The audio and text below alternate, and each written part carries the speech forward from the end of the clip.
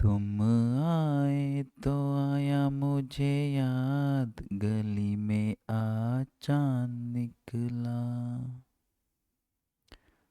जाने कितने दिनों के बाद गली में आज चांद निकला।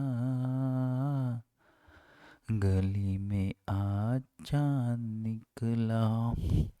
स्वागत है आप सभी का मेरे YouTube channel Major Physics SK sir में। आज मैं लेके आया हूँ क्लास 7 महाराष्ट्र बोर्ड का एक बहुत ही इंटरेस्टिंग और इम्पोर्टेंट टॉपिक, और यकीन मानिए ये पूरा के पूरा टॉपिक एज इट इज आपको 12th के फिजिक्स में मिलेगा, नीट और जेई दोनों के सिलेबस में।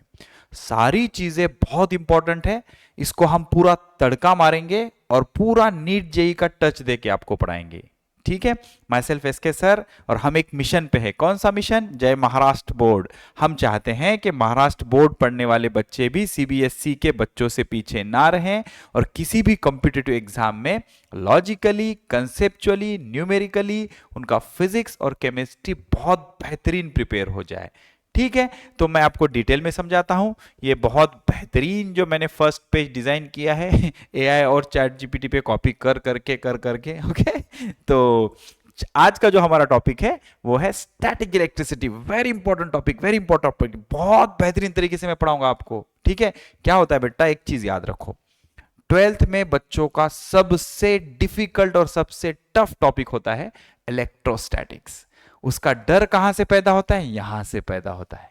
क्लास 7 में बच्चों को स्टैटिक इलेक्ट्रिसिटी ढंग से नहीं समझी होती, बेसिक टर्म्स क्लियर नहीं होते, तो उसका डर बैठ जाता है और वो डर आगे कंटिन्यू चलता जाता है। लेकिन ये आपके साथ नहीं होगा, इसकी मैं गारंटी देता हूं। ओके, बहुत बारीक बारीक चीजें बहुत अच्छे तरीके से मैं आपके दिमाग में बिठाऊंगा। बस आपको क्या करना है, कॉपी पेन और महाराष्ट्र बोर्ड का टेक्स्ट बुक लेके साथ में बैठ जाओ, अच्छे से चीजों को सुनो, जगह जगह स्क्रीनशॉट लेते चलो। रनिंग लेक्चर में नोट्स बनाने की कोशिश मत करो, सिर्फ आराम से सुनो, समझो, स्क्रीनशॉट लेते चलो, और आखिरी में अच्छे से नोट्स बना लेना, नोट्स लिख लेना और उसको अच्छे से रट भी लेना। ठीक है, तो टॉपिक का नाम है स्टैटिक इलेक्ट्रिसिटी। ओके, और कैसे पढ़ेंगे इसको, यहां चलते हैं। ये क्या है?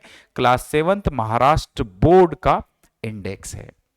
अगर आप YouTube में चले जाएंगे और वहां जाके टाइप करेंगे MAJOR Major Physics SK sir, एक बहुत ही बढ़िया YouTube चैनल आ जाएगा। उसके प्लेलिस्ट पे जाना है। सबसे पहले आपको वहां मिलेगी क्लास 6 की प्लेलिस्ट, उसमें टोटल 16 टॉपिक्स है। क्लास 6 के महाराष्ट्र बोर्ड में उसमें के 12 टॉपिक बहुत ही अच्छे तरीके से मैंने आपको समझा दी है। होमी बाबा के पूरे एमसीक्यू भी सॉल्व करवाए हैं। उसके बाद हमने क्लास 7 का सिलेबस स्टार्ट किया था, तो क्लास 7 के प्लेलिस्ट में अगर आप चले जाएंगे बेटा, तो क्लास 7 का सिलेबस हमने यहां से शुरू किया था। मेजरमेंट ऑफ फिजिकल क्वांटिटी, इसके 2 लेक्चर मिलेंगे आपको। उसके बाद motion, force and work, recently हमने ये टॉपिक खत्म किया, इसके भी 2 लेक्चर मिलेंगे। सारे न्यूमेरिकल्स करवा दिए, एमसीक्यू भी करवा दिए, और आज हम शुरू करने जा रहे हैं एक बहुत ही मजेदार और बहुत ही इंपॉर्टेंट टॉपिक जिसका नाम है स्टैटिक इलेक्ट्रिसिटी। एक शॉट में तो होगा नहीं, मैं सोच रहा हूं इसके 3 लेक्चर बनाऊं, लेकिन 2 तो कंपलसरी होंगे। देखते हैं क्या क्या हो सकता है। ये इसका बेटा पार्ट 1 है। ओके, इसको अगर आप बहुत अच्छे से समझेंगे तो मैं 3 पार्ट भी करने की कोशिश करूंगा, लेकिन 2 तो डेफिनेटली बनेंगे। ये तो इसका पार्ट 1 है, समझ के चलते हैं। ओके, तो टॉपिक का नाम है 8, चैप्टर नंबर 8 स्टैटिक इलेक्ट्रिसिटी, इसका ये पार्ट 1 है। ओके, पार्ट 1 है। स्टैटिक मतलब रेस्ट, स्टैटिक मतलब रेस्ट, रुकी हुई। इलेक्ट्रिसिटी मतलब करंट की बात कर रहा है, रुका हुआ करंट। अच्छा, ये सब चीजें मैं आपको डिटेल में समझाऊंगा, वो तो ऐसे ही मैं आपको इसका इंट्रोडक्शन करवा रहा था। ठीक है, तो चलो शुरू करते हैं एक बेहतरीन टॉपिक। अच्छा, इसकी तो बात हम बाद में करेंगे, पहले मैं आपको कुछ तड़का सिखाता हूं बहुत ही बेहतरीन तरीके से। ओके, अच्छा, एक चीज अच्छे से समझो बेटा, आप चाहे जिधर चले जाओ, मतलब मून पे जाओ, अर्थ पे जाओ, प्लैनेट चेंज कर दो, गैलेक्सी में किसी भी प्लैनेट पे चले जाओ, अर्थ के सेंटर में जाओ, किधर भी चले जाओ, किसी भी ऑब्जेक्ट की 2 चीजें कभी भी चेंज नहीं होंगी।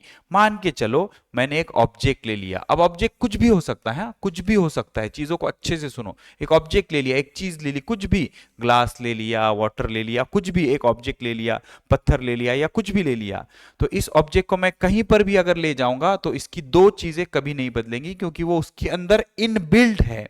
तो उस ऐसे इनबिल्ट चीजों को बोलते हैं इंट्रिंसिक प्रॉपर्टी। इंट्रिंसिक प्रॉपर्टी मतलब उसके अंदर ऑलरेडी है बेटा, ये उसके अंदर ये प्रॉपर्टी ऑलरेडी है, इंट्रिंसिक प्रॉपर्टी। ओके, अगर मैं किसी भी एक ऑब्जेक्ट को ले लेता हूं तो इसके ना बेटा दो चीजें कभी नहीं बदलेंगी, क्योंकि वो उसके अंदर पहले से है, जब से चीजें बनी ही तब से उसके अंदर वो ऑलरेडी है।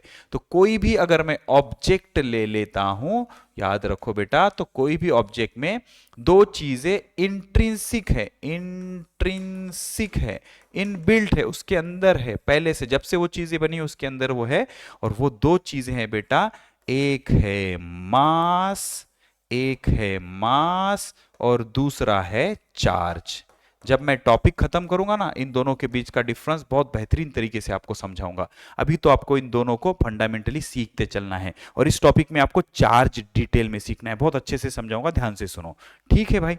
तो सर कोई भी चीज अगर मैं ले लेता हूं, उसको कहीं पर भी शिफ्ट करवा देता हूं, तो चीज का मास कभी चेंज नहीं होगा और चार्ज कभी चेंज नहीं होगा, क्योंकि मास और चार्ज उसके अंदर पहले से हैं। जब से चीजें बन गई हैं उसके अंदर दो चीजें फिक्स हैं, एक तो मास और एक तो चार्ज। और बॉडी को आप एक जगह से दूसरे जगह ले भी जाओगे, किधर भी ले जाओ, सेंटर पे ले जाओ, पोल पे ले जाओ, इक्वेटर पे ले जाओ, कहीं भी ले जाओ, मून पे ले जाओ, उसका मास चेंज नहीं होगा और उसका चार्ज चेंज नहीं होगा। तो सर ये मास और चार्ज भला है क्या? ध्यान से समझो बेटा, मास किसको कहते हैं? अमाउंट ऑफ मैटर को, अमाउंट ऑफ मैटर को, अमाउंट ऑफ मैटर को मास कहते हैं। और चार्ज किसको कहते हैं, ये हमें इस टॉपिक में समझना है। तो अगर मैं कोई भी ऑब्जेक्ट उठा लेता हूं, रिमोट ले लिया, टीवी ले लिया, कोई भी ऑब्जेक्ट, मेटल, नॉन मेटल, किसी भी तरह का कोई भी ऑब्जेक्ट ले लेता हूं, तो उस चीजों में दो प्रॉपर्टी होने की गारंटी है, एक है मास, दूसरा है चार्ज, जो कभी भी चेंज नहीं होगा। उसको कहीं पे भी ले जाओ, मान लो ये अर्थ है, आप बॉडी को अर्थ के सेंटर पे ले जाओ, पोल पे ले जाओ, इक्वेटर पे ले जाओ, हर जगह मास और चार्ज कैसे रहेंगे? सेम, चेंज नहीं होंगे। तो सर चेंज क्या होता है? वेट चेंज होता है, ग्रेविटेशनल फोर्स चेंज होता है, जो हम लास्ट लेक्चर में डिस्कस कर रहे थे। लेकिन मास और चार्ज बॉडी को कहीं भी ले जाओ चेंज नहीं होता। मतलब सर अभी तक आपने जितना बताया उससे मुझे ये समझ में आ रहा है कि कोई भी बॉडी ले लो, मेटल, नॉन मेटल, किसी भी मटेरियल की, लकड़ी, प्लास्टिक, कांच, कुछ भी ले लो, उसमें दो चीजें हमेशा रहेंगी। कौन सी? एक मास, एक चार्ज, एक मास, एक चार्ज। और खासियत यह है बेटा कि इसको आप शिफ्ट भी करो, बॉडी को एक जगह से दूसरे जगह ले जाओ, कहीं पे भी ले जाओ, हाइट पे ले जाओ, गड्ढा खोद के नीचे ले जाओ, पोल पे ले जाओ, इक्वेटर पे ले जाओ, ये चेंज भी नहीं होगा, क्योंकि वो उसके अंदर पहले से है। ये चेंज भी नहीं होगा, कांस्टेंट रहेगा, फिक्स रहेगा। मास को तो मैं पढ़ चुका हूं, amount of matter in a substance is called as mass, जिसको हम किलोग्राम में गिनते हैं। आज हम अच्छे से समझेंगे चार्ज को। तो सर चार्ज कोई भी बॉडी उठा लो उसके अंदर पहले से होता है।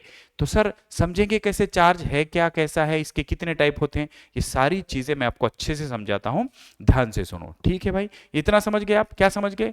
कोई भी ऑब्जेक्ट जो होता है उसके पास दो चीजें होने की गारंटी होती है, एक मास, दूसरा चार्ज, जो प्लेस बदलने से चेंज नहीं होता। सिंपल, इतनी सी चीज समझो। अच्छा, अब मान लो मेरे पास, अब मैं आपको धीरे धीरे चार्ज की तरफ ले जाता हूं।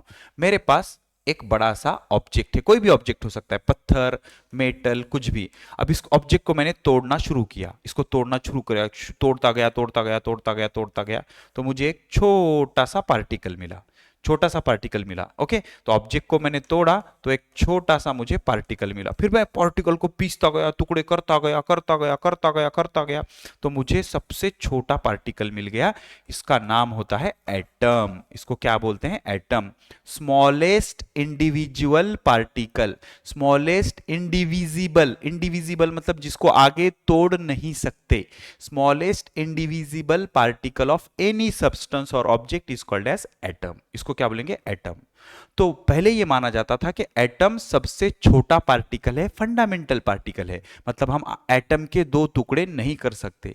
लेकिन इंसान बड़ा करामती होता है, इंसान को जब भी हम बोलेंगे कि भाई तू ये नहीं कर सकता, उसकी नजर उधर ही जाएगी, वो उसको करने की कोशिश करता रहेगा। तो ऐसी कोशिश साइंटिस्ट ने की और इसको तोड़ दिया। तो जब हमने एटम को ब्रेक कर दिया तो एटम कुछ ऐसे दिखाई दिया बेटा। एटम को मैंने जूम आउट कर दिया, बड़ा सा जूम कर दिया उसको। तो एटम को जब हमने जूम किया तो हमको क्या दिखाई दिया? एटम के सेंटर में एक जगह आई, इसको हम बोलेंगे न्यूक्लियस। क्या बोलेंगे? न्यूक्लियस। और ये जो इसके अलावा बाकी सब जो रीजन है इसको बोलेंगे extra nuclear region. Extra nuclear region. देखो बेटा, चीजों को अच्छे से समझो। यह है ऑब्जेक्ट, मैंने ऑब्जेक्ट को तोड़ता गया, छोटा सा पार्टिकल मिला, फिर पार्टिकल को भी कूटता गया, मैं तोड़ता गया तोड़ता गया तोड़ता गया, एक छोटा सा पार्टिकल मिला जिसको मैंने बोल दिया एटम। अब पहले ऐसा माना गया कि एटम फंडामेंटल है, फंडामेंटल है मतलब इसको आगे हम तोड़ नहीं सकते, लेकिन लोगों ने इसको भी तोड़ दिया। जब एटम को तोड़ा तो उसको जब जूम आउट किया हमने, तो सेंटर में एक कड़क जगह मिली, एक भरी हुई डेंस जगह मिली, इसको न्यूक्लियस बोलते हैं। और उसके बाजू में एम्प्टी स्पेस था, इसको बोलते हैं बेटा एक्स्ट्रा न्यूक्लियर रीजन। तो ये जो एटम था इसके दो पार्ट हो गए, एक न्यूक्लियस, दूसरा एक्स्ट्रा न्यूक्लियर रीजन। तो होता क्या है बेटा, इसमें ना बहुत छोटे छोटे पार्टिकल्स भरे होते हैं, छोटे छोटे पार्टिकल्स भरे होते हैं। तो कुछ पार्टिकल्स होते हैं जिसपे पॉजिटिव चार्ज होता है, और कुछ पार्टिकल्स होते हैं जिसपे जीरो चार्ज होता है, कोई भी चार्ज नहीं होता है। तो जिसपे पॉजिटिव चार्ज होता है उसका नाम रखा गया प्रोटॉन। क्या रखा गया? प्रोटॉन। और जिसपे कोई भी चार्ज नहीं होता, जीरो चार्ज होता है, उसका नाम रखा गया न्यूट्रॉन। क्या? न्यूट्रॉन। और ये जो एक्स्ट्रा न्यूक्लियर रीजन है इसमें ना बेटा निगेटिवली चार्ज पार्टिकल होते हैं, इसको बोलेंगे इलेक्ट्रॉन।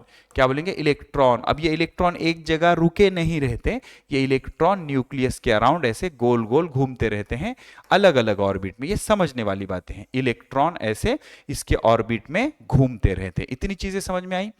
ऑब्जेक्ट को तोड़ता गया मैं, पार्टिकल मिला, पार्टिकल को तोड़ता गया, एटम मिला, एटम को मैं तोड़ नहीं सकता, तो एटम को फर्दर जब हमने जूम करके देखा तो सेंटर में एक जगह मिली जिसका नाम है न्यूक्लियस, और न्यूक्लियस के अलावा जो स्पेस था उसका नाम है एक्स्ट्रा न्यूक्लियर रीजन।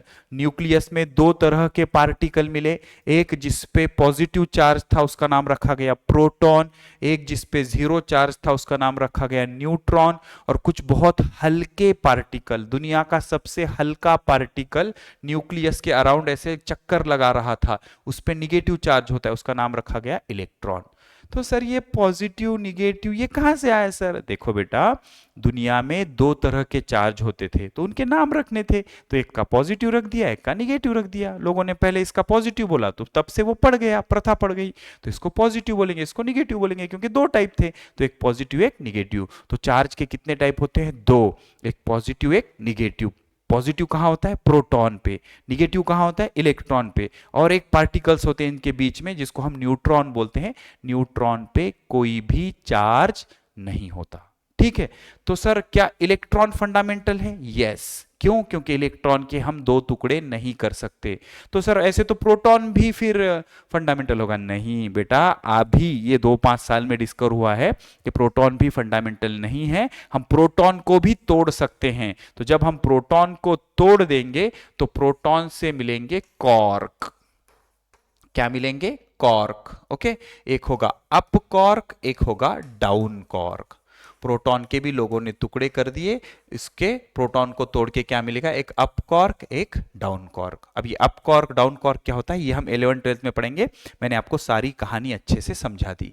तो यहां से आपको फील आना चाहिए कि भाई चार्ज दो तरह का होता है, एक पॉजिटिव एक निगेटिव। प्रोटॉन का चार्ज पॉजिटिव, इलेक्ट्रॉन का चार्ज निगेटिव। इलेक्ट्रॉन का एड्रेस क्या है? जब मैं ऑब्जेक्ट को तोड़ूंगा छोटा सा पार्टिकल मिलेगा, पार्टिकल को तोड़ूंगा एटम मिलेगा। जब मैं एटम को पढ़ता हूं तो सेंटर में न्यूक्लियस मिलता है और बाजू में बहुत सारी जगह होती है। इस बहुत सारे जगह में एक पार्टिकल घूमता रहता है जिसका नाम हमने रखा है इलेक्ट्रॉन, और इलेक्ट्रॉन पे जो चार्ज होता है उसको बोलेंगे निगेटिव चार्ज, और सेंटर में एक डेंस जगह होती है उसको बोलेंगे न्यूक्लियस। न्यूक्लियस के अंदर दो तरह के पार्टिकल होते हैं, एक का नाम होता है प्रोटॉन, एक का नाम होता है न्यूट्रॉन। प्रोटॉन पे जो चार्ज होता है उसको बोलेंगे पॉजिटिव चार्ज, और न्यूट्रॉन पे कोई चार्ज नहीं होता। प्रोटॉन को भी हम तोड़ सकते हैं, उसके क्या मिलते हैं?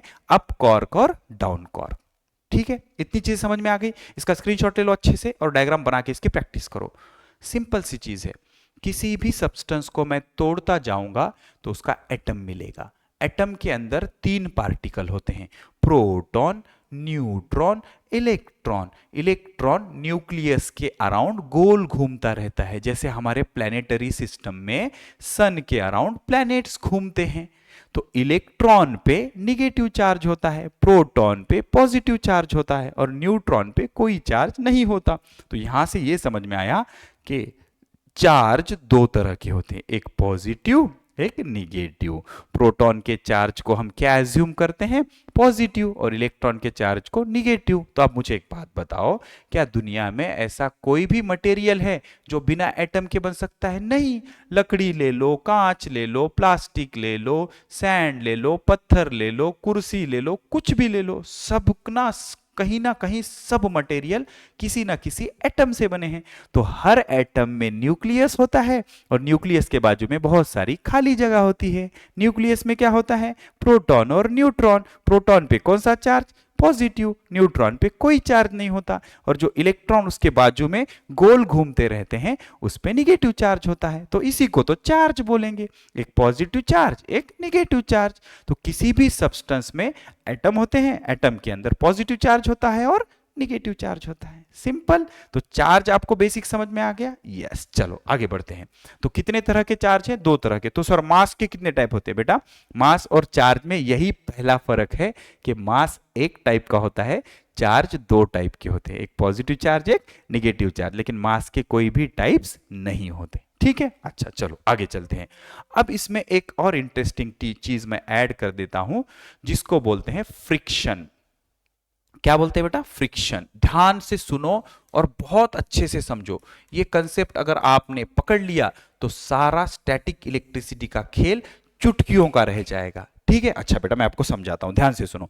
मैंने क्या किया, ये एक हाथ लिया, ये एक हाथ लिया, दोनों को घिसना शुरू किया। मैं ये घिसते जा रहा हूं, घिसते जा रहा हूं। बेटा मेरे को गर्म लग रहा है, गर्म लगने लग रहा है। मतलब जब दो चीजें आपस में घिसने लगेंगी तो वहां पे घिसने के वजह से हीट प्रोड्यूस होगी। और हीट क्या होता है? हीट टाइप ऑफ एनर्जी होता है। तो ये एनर्जी किसको मिलेगी? इस सब्सटेंस को भी मिलेगी और इस सब्सटेंस को भी मिलेगी। इस सब्सटेंस में क्या होते हैं? एटम।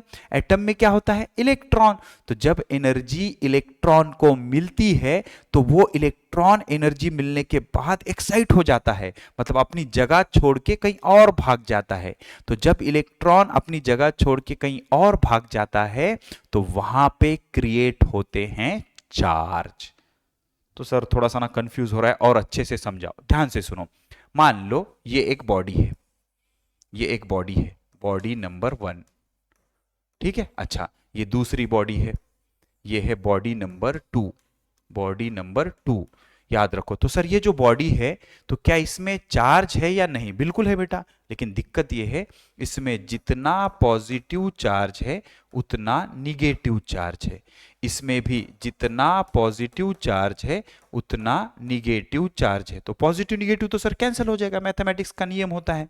तो ये बॉडी कहलाएगी न्यूट्रल बॉडी। अच्छे से समझो, न्यूट्रल बॉडी मतलब इस पे कोई भी नेट चार्ज नहीं है। अच्छा ये भी बॉडी कैसे कहलाएगी? Neutral body. कैसी body? Neutral body. Neutral body मतलब जितना पॉजिटिव चार्ज है उतना निगेटिव चार्ज है। तो पॉजिटिव निगेटिव एक दूसरे को कैंसिल, पॉजिटिव निगेटिव एक दूसरे को कैंसिल। सर मतलब जितने प्रोटॉन उतने इलेक्ट्रॉन। यस। तो प्रोटॉन पे कौन सा चार्ज? पॉजिटिव। इलेक्ट्रॉन पे कौन सा चार्ज? निगेटिव। तो जितने प्लस उतने माइनस। ठीक है, तो इस बॉडी में चार्ज है कि नहीं? बिल्कुल है। जितना पॉजिटिव उतना निगेटिव। लेकिन नेट कितना है? 0, क्योंकि पॉजिटिव निगेटिव क्या हो जाएगा? कैंसिल हो जाएगा। अच्छा एक बात बताओ, अगर मैं इसके एटम की बात करूं तो सेंटर में प्रोटॉन छुपा होता है और इलेक्ट्रॉन ऐसे घूमता रहता है। तो कौन एटम छोड़ के बाहर जा सकता है, प्रोटॉन या इलेक्ट्रॉन? या दोनों नहीं जा सकते? तो याद रखो, इलेक्ट्रॉन अपनी जगह छोड़ के बाहर जा सकता है, प्रोटॉन फिक्स होते हैं। प्रोटॉन एटम को छोड़ के बाहर नहीं जा सकते। एक बॉडी से दूसरे बॉडी पे सिर्फ कौन जा सकता है? इलेक्ट्रॉन। प्रोटॉन नहीं जा सकते। अब हमने क्या किया, ये भी न्यूट्रल बॉडी, ये भी न्यूट्रल बॉडी। तो सर इसमें चार्ज है कि नहीं? बिल्कुल है। 4 प्लस 4 माइनस है, लेकिन नेट कितना है? 0। इसमें 5 प्लस और 5 माइनस, लेकिन नेट कितना है? 0। ऐसे बॉडी को बोलेंगे न्यूट्रल बॉडी। जब मैंने इन दोनों बॉडीज को घिसना शुरू किया तो दोनों बॉडीज आपस में घिसने के वजह से बहुत सारी हीट प्रोड्यूस होगी। तो ये एक बॉडी और ये दूसरी बॉडी, मैंने इन दोनों बॉडी को आपस में घिसना शुरू किया, फ्रिक्शन किया मैंने, इसका रब किया इन दोनों को एक दूसरे के साथ। तो रब करने के वजह से बेटा यहां पे इस रीजन में बहुत सारी हीट प्रोड्यूस हो गई। ये बॉडीज गर्म हो गई और हीट प्रोड्यूस हो गई। अब ये हीट क्या है? एक तरह की एनर्जी है। तो ये एनर्जी किसको मिली? यहाँ जो एटम्स है ना, इन बॉडीज के जो एटम्स है, इन एटम्स में के इलेक्ट्रॉन को ये एनर्जी मिल गई। अब जैसे ही इन इलेक्ट्रॉन्स को ये एनर्जी मिल गई, तो इलेक्ट्रॉन, जैसे आदमी के पास अचानक से पैसा आ जाता है तो आदमी उछलने लगता है, वैसे ही जब इन इलेक्ट्रॉन को एनर्जी मिली तो ये इलेक्ट्रॉन उछलने लगे, और उछल कूद करने की वजह से इलेक्ट्रॉन एक बॉडी से शिफ्ट होके दूसरे बॉडी पे चले गए। थोड़े से इलेक्ट्रॉन शिफ्ट होके दूसरे बॉडी पे चले गए। तो मान के चलो यहां पे ये इलेक्ट्रॉन्स आ गए, तो यहां पे इलेक्ट्रॉन्स की खाली जगह हो गई, तो एक बॉडी से दूसरे बॉडी पे इलेक्ट्रॉन चले गए। मतलब इस बॉडी से इस बॉडी पे कितने इलेक्ट्रॉन चले गए? 3 इलेक्ट्रॉन। मतलब ये 1, ये 2 और ये 3 इलेक्ट्रॉन यहां से इस बॉडी पे शिफ्ट हो गए। तो जैसे ही इलेक्ट्रॉन शिफ्ट हो गए, यहां पे 1 2 3 इलेक्ट्रॉन मैं बता देता हूं, और यहां से मैं ये 3 इलेक्ट्रॉन्स को हटा देता हूं। तो अब अगर मैं बात करूं तो इस बॉडी का क्या स्टेटस है? सर इस बॉडी पे 1 2 3 4 प्लस चार्ज है, और 1 2 3 4 5 6 7 माइनस चार्ज है। तो +4 -4 कैंसिल हो गया, बचे कितने? -3। मतलब इस पे -3 चार्ज आ गया, और इस पे क्या हो गया? सर ये +2 और -2 एक दूसरे से कैंसिल, 1 2 3। तो इस बॉडी पे कितना चार्ज आ गया? +3।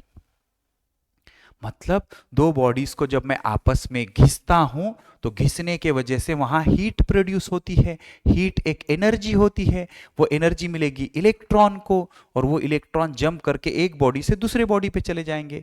तो इलेक्ट्रॉन जब जिस बॉडी पे जाएंगे उस पे निगेटिव चार्ज आ जाएगा, और जिस बॉडी से दूर जाएंगे उस पे पॉजिटिव चार्ज आ जाएगा। तो सर दो बातें बताओ, क्या प्रोटॉन एक बॉडी से दूसरे बॉडी पे जा सकते हैं? तो इसका जवाब है नहीं। प्रोटॉन बहुत अंदर छुपे होते हैं, प्रोटॉन एक बॉडी से दूसरे बॉडी पे कभी नहीं जा सकते। गांठ बांध लो, लिख लो, 50 बार लिख के प्रैक्टिस कर लो। प्रोटॉन कभी भी एक बॉडी से दूसरे बॉडी पे नहीं जाएंगे, हमेशा कौन जाएगा? इलेक्ट्रॉन जाएगा। तो सर ये बॉडी के इलेक्ट्रॉन इधर ही क्यों गए, इसके इधर क्यों नहीं आए? बेटा इसका जवाब आपको धीरे धीरे मिलेगा जब मैं अलग अलग एग्जांपल समझाऊंगा। तो एक बॉडी से इलेक्ट्रॉन क्या होंगे? दूसरे बॉडी पे जाएंगे, एक बॉडी से दूसरे बॉडी पे जाएंगे। इसका लॉजिक क्या होता है आपको जब एग्जाम्पल लूंगा तो आपको समझ में आ जाएगा, उसकी लोड लेने की जरूरत नहीं है। लेकिन एक चीज गार्ड बांध लो, हमेशा इलेक्ट्रॉन ही एक बॉडी से दूसरे बॉडी पे जाएंगे, प्रोटॉन नहीं जाएंगे। प्रोटॉन कैसे होते हैं? फिक्स होते हैं। तो जब घिसने के वजह से इलेक्ट्रॉन एक बॉडी से दूसरे बॉडी पे जा रहे हैं, तो जिस बॉडी पे इलेक्ट्रॉन बढ़ रहे हैं उस पे नेगेटिव चार्ज आ जाएगा, और जिस बॉडी के इलेक्ट्रॉन घट रहे हैं उस पे पॉजिटिव चार्ज आ जाएगा। ठीक है, इसके मैं आपको कुछ एग्जाम्पल समझाता हूं, आराम आराम से, कोई गड़बड़ नहीं है, चीजों को अच्छे से समझते चलो। यहां चलते हैं, समझते हैं। मैंने क्या किया बेटा, प्लास्टिक कॉम्ब को रब किया ड्राई हेयर के साथ। हमारे पास डायग्राम है बेहतरीन, यहां समझो, यहां समझो। ये प्लास्टिक का कॉम्ब है, मैंने इसको बालों के साथ ऐसे रब किया, तो क्या हुआ कि बालों के इलेक्ट्रॉन जंप करके कॉम्ब पे चले गए। बालों के इलेक्ट्रॉन जंप करके कॉम्ब पे चले गए। जो कंगवा रहता ना, बालों के इलेक्ट्रॉन जंप करके कॉम्ब पे चले गए। तो कॉम्ब पे कैसा चार्ज आ गया? निगेटिव आ गया। तो बालों पे कैसा चार्ज आ गया? पॉजिटिव आ गया। सिंपल। मैंने बालों पे जब कंगवे को घिसा तो क्या हो गया? बालों से इलेक्ट्रॉन जंप करके कॉम्ब पे चले गए।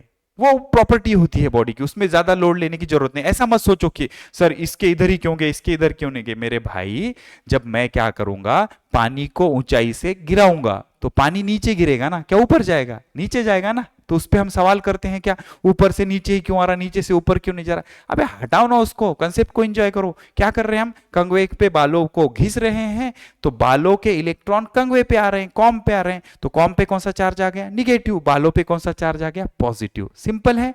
तो जब मैंने प्लास्टिक कॉम्ब को ड्राई हेयर पे घिसा तो ड्राई एयर हेयर पे कौन सा चार्ज आ गया? पॉजिटिव। और कॉम्ब पे कौन सा चार्ज आ गया? निगेटिव। प्लास्टिक कॉम्ब पे कौन सा चार्ज आ गया? निगेटिव। सिंपल। ओके। अच्छा, तो सर जब मैंने प्लास्टिक रूलर को, मतलब प्लास्टिक की एक पट्टी को हेयर के साथ घिसा, बालों के साथ घिसा, तो सेम कहानी होगी। बालों पे कौन सा चार्ज आ जाएगा? पॉजिटिव। और प्लास्टिक के पट्टी पे कौन सा चार्ज आ गया? निगेटिव। क्योंकि बालों से इलेक्ट्रॉन शिफ्ट होके किस पे चले गए? पट्टी पे चले गए। तो ऐसा क्यों हुआ? जब मैंने बालों पे पट्टी को घिसा तो एनर्जी प्रोड्यूस हुई, वो एनर्जी बालों के अंदर के इलेक्ट्रॉन को मिली और वो इलेक्ट्रॉन शिफ्ट होके किधर चले गए?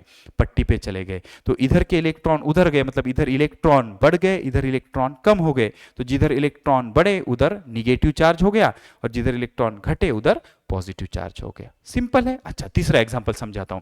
अगर मैंने ग्लास रॉड, कांच का रॉड सिल्क के क्लॉथ पे घिसा, कांच का रॉड सिल्क के क्लॉथ पे घिसा, जैसे कांच का रॉड सिल्क के कपड़े पे मैंने घिसा, तो क्या होता है? ग्लास के रॉड से इलेक्ट्रॉन कपड़े पे आ गए।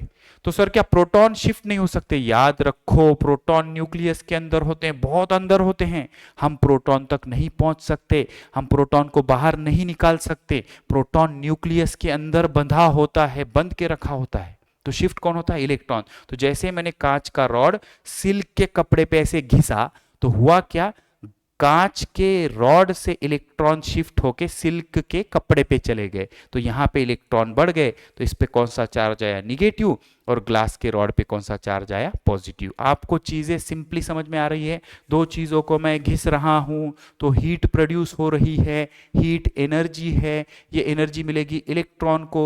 तो एक बॉडी से इलेक्ट्रॉन दूसरे बॉडी पे चले जाएंगे। जैसे ग्लास रॉड से कहां चले गए? सिल्क क्लॉथ पे। तो यहाँ के इलेक्ट्रॉन यहाँ आ गए, तो यहाँ इलेक्ट्रॉन बढ़ गए, इलेक्ट्रॉन पे होता है निगेटिव चार्ज। तो सिल्क के कपड़े को मिल गया निगेटिव चार्ज, ग्लास के रॉड को मिल गया पॉजिटिव चार्ज। तो हुआ क्या बेटा? ग्लास के रॉड को मिल गया पॉजिटिव चार्ज, क्योंकि इससे इलेक्ट्रॉन शिफ्ट होके यहां आ गए, और सिल्क के कपड़े को मिल गया निगेटिव चार्ज, क्योंकि इलेक्ट्रॉन कहां बढ़ गए? सिल्क के कपड़े पे बढ़ गए। ठीक है, इसका स्क्रीनशॉट ले लो, बाजू में हो जाता हूं मैं। ठीक है, और एग्जाम्पल ऐसे हमारे पास बेहतरीन एग्जाम्पल, यहां चलते समझाता हूं, ध्यान से सुनो। अगर मैं एबोनाइट का रॉड रब करता हूं फर के साथ, पहले तो बताओ सर एबोनाइट का रॉड क्या होता है? एबोनाइट एक प्लास्टिक जैसा मटेरियल होता है, ये एबोनाइट का रॉड है। एबोनाइट के रॉड को अगर मैं फर मतलब जानवरों की स्किन जिसपे बाल होते हैं, जैसे खरगोश की स्किन हो गई या मुर्गे के पर हो गए, समझ में आ रहा है ऐसे? तो जब मैं एबोनाइट का रॉड जानवरों के स्किन पे घसूंगा, बालों वाले, या फर पे घसूंगा, मुर्गी के स्किन पे घसूंगा, तो क्या होता है बेटा? मुर्गी के स्किन से जो इलेक्ट्रॉन्स है वो एबोनाइट के रॉड पे आते हैं। एबोनाइट एक प्लास्टिक जैसा मटेरियल होता है, लोड लेने की जरूरत नहीं है। एबोनाइट मतलब प्लास्टिक जैसा एक मटेरियल। तो इलेक्ट्रॉन वो फर से शिफ्ट होके एबोनाइट के रॉड पे आ जाएंगे। तो यहां पे इलेक्ट्रॉन बढ़ गए ना, तो रॉड पे कौन सा चार्ज आएगा? निगेटिव। और फर पे कौन सा चार्ज आएगा? पॉजिटिव। तो देखो, फर पे कौन सा चार्ज आया? पॉजिटिव। और एबोनाइट के रॉड पे कौन सा चार्ज आया? निगेटिव। मतलब सर जिस पे निगेटिव चार्ज आ रहा है उस पे इलेक्ट्रॉन शिफ्ट हो रहे हैं, और जिस पे पॉजिटिव चार्ज आ रहा है उससे इलेक्ट्रॉन निकल के निगेटिव पे जा रहा है। यस, सिंपल चीज है। अच्छा, नेक्स्ट एग्जांपल, अगर मैं बलून को, गुब्बारे को ऊल के साथ घिसता हूं, ऊल मतलब जो उलन के कपड़े होते हैं ना, जिसके स्वेटर बुनते हैं हम, बलून को अगर ऊल पे मैं घिसता हूं तो क्या हो जाएगा? ऊल से इलेक्ट्रॉन बलून पे शिफ्ट हो जाएंगे, ऊल से इलेक्ट्रॉन बलून पे शिफ्ट हो जाएंगे। तो बलून पे इलेक्ट्रॉन बढ़ जाने की वजह से बलून पे आ जाएगा निगेटिव चार्ज और ऊल पे आ जाएगा पॉजिटिव चार्ज। ऊल पे क्या आ जाएगा? Positive charge. आपने बहुत बार देखा होगा कि पॉलिस्टर का जो कर्टन होता है उसके साइड से अगर हम बार बार आएंगे जाएंगे तो क्या होता है? वो कपड़ा हमारे बॉडी से या हमारे कपड़े से घिस जाता है। तो हमारे बॉडी के अंदर यहां देखो, जितने पॉजिटिव चार्ज उतने निगेटिव चार्ज। लेकिन जब ये कपड़ा हमारे बॉडी के साथ घिस गया, ऐसे घिस गया, तो हमारे बॉडी के इलेक्ट्रॉन कपड़े पे चले जाएंगे। तो कपड़े पे कौन सा चार्ज आ जाएगा? निगेटिव। और हमारे बॉडी पे कौन सा चार्ज आ जाएगा? पॉजिटिव। और याद रखो, दो अपोजिट चार्ज एक दूसरे को अट्रैक्ट करते हैं। यूनिवर्स का नियम है अपोजिट अट्रैक्ट्स। आप किसको अट्रैक्ट करते हो? लड़की को या लड़के को? ओ माय गॉड, ये क्या बोल दिया सर? हम तो लड़की को अट्रैक्ट करते हैं सर। क्यों? क्योंकि एक मेल एक फीमेल। तो मेल किसको अट्रैक्ट करेगा? फीमेल को। कभी भी मेल मेल एक दूसरे को अट्रैक्ट नहीं करेंगे, एक्सेप्शंस आर ऑलवेज देयर। समझ में आ रहा है? तो मेल किसको अट्रैक्ट करेगा? फीमेल को। तो हमेशा याद रखो, नेचर का रूल होता है opposite attract, similar repel. Repel. तो क्या होगा, जब हमारी बॉडी ये पॉलिस्टर के कर्टन से जब घिस जाएगी तो हमारे बॉडी से इलेक्ट्रॉन जंप करके कर्टन्स पे चले जाएंगे, तो कर्टन पे निगेटिव चार्ज बढ़ जाएगा, तो कर्टन पे निगेटिव चार्ज आ जाएगा, बॉडी पे पॉजिटिव चार्ज आ जाएगा। तो polyester curtain rubbed with body और क्लॉथ, तो ह्यूमन बॉडी पे कौन सा चार्ज आ जाएगा, पॉजिटिव, क्योंकि यहां देखो इन भाई साहब ने इन कर्टन्स के साथ जब फ्रिक्शन किया तो इसके बॉडी से इलेक्ट्रॉन शिफ्ट होकर यहां चले गए, तो ये जो कर्टन है, पॉलिस्टर का कर्टन पर्दा है, इसके ऊपर निगेटिव चार्ज आ गया, ह्यूमन बॉडी पे पॉजिटिव चार्ज आ गया। आई होप आपको चीजें समझ में आ रही होंगी। सिंपल सी कहानी है, जब दो बॉडीज आपस में घिसेंगी तो बहुत सारी हीट प्रोड्यूस होती है। ये हीट मिलेगी इन कांटेक्ट वाले सरफेस के एटम को। एटम में होते हैं इलेक्ट्रॉन्स और प्रोटॉन भी तो होते हैं ना, प्रोटॉन तक हीट नहीं पहुंचती, प्रोटॉन बहुत अंदर होते हैं, न्यूक्लियस के अंदर छुपे हुए होते हैं। तो इलेक्ट्रॉन को जैसे ही एनर्जी मिली, एक बॉडी से इलेक्ट्रॉन दूसरे बॉडी पे जंप कर जाते हैं। तो जिस बॉडी पे इलेक्ट्रॉन जंप कर गए, जिस बॉडी पे इलेक्ट्रॉन जंप कर गए उस पे आता है निगेटिव चार्ज, उस पे आता है निगेटिव चार्ज, और जिस बॉडी से इलेक्ट्रॉन जंप कर गए उस पे आता है पॉजिटिव चार्ज। ठीक है, आई होप आपको चीजें समझ में आ रही होंगी। इसका भी मस्त स्क्रीनशॉट ले लो। ये दोनों चीजें मैंने आपको बहुत अच्छे तरीके से समझा दी बेटा, यही इस चैप्टर का बेस है। तो ये जो चार्ज है बॉडी पे जाने के बाद चुपचाप यहां पे रुका रहेगा, इसको बोलते हैं स्टैटिक चार्ज। स्टैटिक मतलब रुका हुआ, और ये charge negative charge, positive charge. कितने तरह के चार्ज, दो तरह के, पॉजिटिव निगेटिव। प्रोटॉन का चार्ज पॉजिटिव, इलेक्ट्रॉन का चार्ज निगेटिव। इलेक्ट्रॉन कहाँ होता है, एटम में। प्रोटॉन कहाँ होता है, एटम के न्यूक्लियस में, न्यूक्लियस में छुपा हुआ होता है, और इलेक्ट्रॉन उसके अराउंड घूमते हैं। सिंपल, ठीक है। चलो, इतनी चीजें करने के बाद अब मैं शुरुआत कर देता हूं टॉपिक की। यहां चलते हैं। अच्छा, की रूल ये भी रट लो बेटा, काम आएगा। प्लास्टिक, रबर, एबोनाइट पे कौन सा चार्ज आता है, निगेटिव। जब भी दो बॉडीज हम घिसेंगे, वो अगर एक बॉडी प्लास्टिक है, रबर है, एबोनाइट है, तो इस पे कौन सा चार्ज आएगा, निगेटिव। बाल है, ऊल है, सिल्क है, फर है, इस पे कौन सा चार्ज आएगा, पॉजिटिव। मतलब जो भी एनिमल से रिलेटेड पार्ट है, सिल्क हो गया, ऊल हो गया, हेयर हो गया, फर हो गया, इस पे कौन सा चार्ज आएगा, पॉजिटिव। ओके, और इस पे प्लास्टिक, रबर, एबोनाइट, इस पे कैसा चार्ज आएगा, निगेटिव। मतलब मान के चलो, अगर मैं रबर और सिल्क को घिस रहा हूं तो क्या होगा कि सिल्क के इलेक्ट्रॉन शिफ्ट होकर रबर पे चले जाएंगे, इस वजह से रबर पे निगेटिव चार्ज आएगा, सिल्क पे पॉजिटिव चार्ज आएगा। Very simple. ओके, चलो ये हिंट भी दे दी मैंने, आगे बढ़ते हैं। क्या बोल रहा है, लेट अस रिकॉल। क्या रिकॉल भाई, do you have experience of the instances given below. नीचे कुछ इंस्टेंसेस गिवन दिए गए हैं, क्या आपको उसका एक्सपीरियंस है। क्या इंस्टेंस है भाई, what is the cause of this effect. इस इफेक्ट का कॉज भी हमको बताना है। पहले इंस्टेंस बताओ, क्या इंस्टेंस है कि अगर मैं प्लास्टिक का कॉम्ब या रूलर रब कर दूं ड्राई हेयर पे, अभी सिखाया मैंने, प्लास्टिक का कॉम्ब अगर मैं ड्राई हेयर पे रब कर दूंगा तो बालों से इलेक्ट्रॉन निकल के कॉम्ब पे चले जाएंगे। तो अगर मैं कॉम्ब को छोटे से हल्के कागज के टुकड़ों के पास ले जाऊं तो कागज के टुकड़े उसको अट्रैक्ट हो जाएंगे, किसको, कॉम्ब को। मतलब ये जो कंगवा है, ये जो कॉम्ब है, इस कॉम्ब के पास अगर मैं हल्के कागज के टुकड़े ले आऊंगा, यहाँ पे बताया भी है इन्होंने, तो ये कागज के टुकड़े इसकी तरफ अट्रैक्ट होंगे। तो ये जो अट्रैक्ट हो रहे हैं इस चार्ज की वजह से हो रहे हैं, तो इसको बोलते हैं इलेक्ट्रोस्टैटिक फोर्स। कौन सा फोर्स, इलेक्ट्रोस्टैटिक फोर्स। याद रखो बेटा, दो बॉडीज में मास के वजह से जो अट्रैक्शन आता है उसको बोलते हैं ग्रेविटेशनल फोर्स। जैसे एप्पल टूट के जमीन पे नीचे गिरना, वो ग्रेविटेशनल फोर्स है। तो ऐसे में कॉम्ब घिसने के बाद कागज के टुकड़े इसके तरफ अट्रैक्ट होना, इसको बोलते हैं इलेक्ट्रोस्टैटिक फोर्स। कौन सा फोर्स, इलेक्ट्रोस्टैटिक फोर्स। तो ये कॉम्ब की तरफ कागज के टुकड़े अट्रैक्ट क्यों हो रहे हैं, क्योंकि बालों पे जब मैं कॉम्ब को घिस रहा हूं तो इसके इलेक्ट्रॉन इस पे आ रहे हैं, इस पे पॉजिटिव चार्ज है, इस पे निगेटिव चार्ज है, और इस निगेटिव चार्ज के कारण ये कागज के टुकड़े इस कॉम्ब की तरफ अट्रैक्ट हो रहे हैं। तो ये इलेक्ट्रोस्टैटिक इफेक्ट है। ओके, अच्छा, ये इफेक्ट मैंने ऑब्जर्व किया है। अच्छा, दूसरा इफेक्ट क्या है भाई, if we pass near polyester curtain again and again it gets attracted towards us. ये चीज बता रहा है, जब हम बार बार पॉलिस्टर के कर्टन के पास से जाते हैं तो हमारी बॉडी कर्टन से घिस जाती है, और हमारे बॉडी से इलेक्ट्रॉन इस पे चले जाएंगे। तो हमारे बॉडी पे कौन सा चार्ज है, पॉजिटिव। कर्टन पे कौन सा चार्ज है, निगेटिव। मैंने आपको अभी अभी समझाया, पॉजिटिव और निगेटिव एक दूसरे को अट्रैक्ट करेंगे, जिसके कारण ये पर्दा हमारे बॉडी से चिपक जाएगा, क्योंकि इस पे कौन सा चार्ज आया, पॉजिटिव, इस पे कौन सा चार्ज आया, निगेटिव। दो अपोजिट चार्ज एक दूसरे को अट्रैक्ट करते हैं, समझ में आ रहा है, तो ये एक दूसरे को चिपक जाएंगे, ठीक है। अच्छा, ये भी हमने ऑब्जर्व किया है, इसका कॉज भी बता दिया मैंने आपको। तीसरा, if you rub a blanket with our hand, अगर हम ब्लैंकेट को हमारे हाथ से रब करेंगे and take near a metal object, a spark is seen in the dark. Do you know of the other such instance? क्या आपको ऐसे और भी इंस्टेंस पता है? पहले मैं इसको एक्सप्लेन कर देता हूं, ध्यान से सुनो। मान लो हमने क्या किया, हमने चादर है, ये चादर है बेटा, चादर को हाथ से रब किया तो क्या हो जाएगा, चादर पे मान के चलो बहुत सारा पॉजिटिव चार्ज आ गया, पॉजिटिव चार्ज आ गया, ठीक है भाई।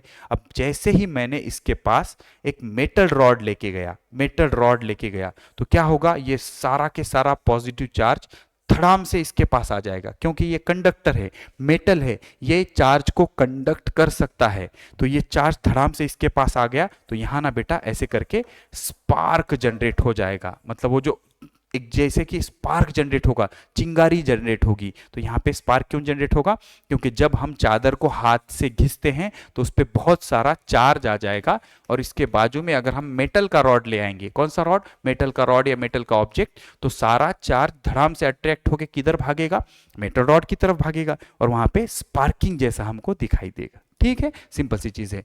Cause of all this effect, ये सभी इफेक्ट किस कारण से हो रहे हैं, किस कारणवश हो रहे हैं, स्टैटिक इलेक्ट्रिसिटी। स्टैटिक मतलब रुकी हुई, इलेक्ट्रिसिटी मतलब चार्ज, रुके हुए चार्ज की वजह से हो रहे हैं। Electric charge produce by rubbing, घिसने के वजह से जो इलेक्ट्रिक चार्ज प्रोड्यूस हो रहा है उसके कारण हो रहे हैं। एक्सप्लेनेशन इन इजी वर्ड्स, ठीक है भाई, इजी वर्ड्स में एक्सप्लेनेशन समझ लेते हैं क्या बोल रहा है। देखो, व्हेन टू ऑब्जेक्ट्स, जब दो object like plastic, comb, hair, याद रखो ये सारे इंसुलेटिंग ऑब्जेक्ट है। देखो भाई, दो तरह के ऑब्जेक्ट होते हैं, एक जिसमें से करंट जा सकता है, एक जिसमें से करंट नहीं जा सकता। जिसमें से करंट जा सकता है उसको कंडक्टर बोलते हैं, जिसमें से करंट नहीं जा सकता उसको इंसुलेटर बोलते हैं।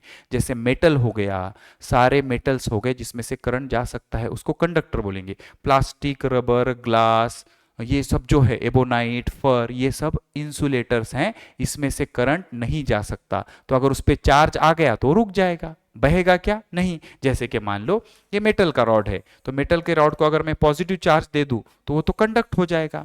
लेकिन अगर मैं प्लास्टिक के रॉड को पॉजिटिव चार्ज दे दूं, एग्जांपल के लिए बता रहा हूं, तो वहीं पे रुका रहेगा, रेस्ट रहेगा, उस पे टिका रहेगा।